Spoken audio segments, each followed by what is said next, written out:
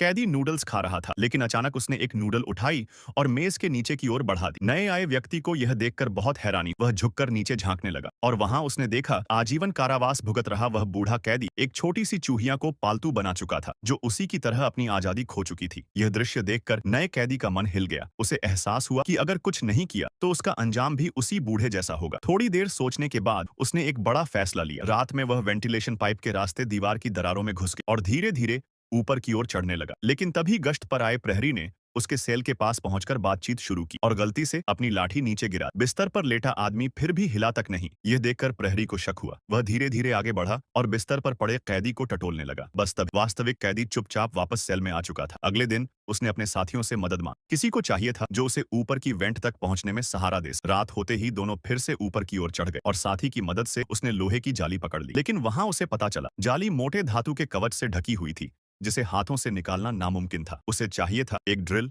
और तार, लेकिन जेल में यह मिलना असंभव था। यहाँ तक कि अगर किसी के पास धातु का छोटा टुकड़ा भी मिल जाता तो उसकी सख्त पूछताछ होती, मगर उसने हार नहीं मानी। दूसरे दिन संगीत की क्लास में उसने एक इंजन देखा जिससे वह ड्रिल बना सकता था। बस ड्रिल बिट और तार चाहिए थे। प्रदर्शन खत्म होते ही उसने इंजन को अपने बैग में रख लिया। साथी के चेहरे के डर ने प्रहरी को शक में डाल दी। वह तुरंत उनके बैग चेक करने लगा, लेकिन चालाक कैदी ने अपना बैग पहले आगे बढ़ा दिया ताकि प्रहरी का ध्यान उसके साथी पर जाए। योजना सफल रही। वह इंजन लेकर बच निकला। फिर उसने पुराने कैदी की मदद से वर्कशॉप से ड्रिल बिट भी हासिल कर ली। रात में दोनों फिर लौटे, फैन के ब्लेड खोलकर इंजन से ड्रिल बना ली और काम शुरू किया। ऊपर चढ़े कैदी ने स्टील रॉड से जाली को उखाड़ना शुरू किया।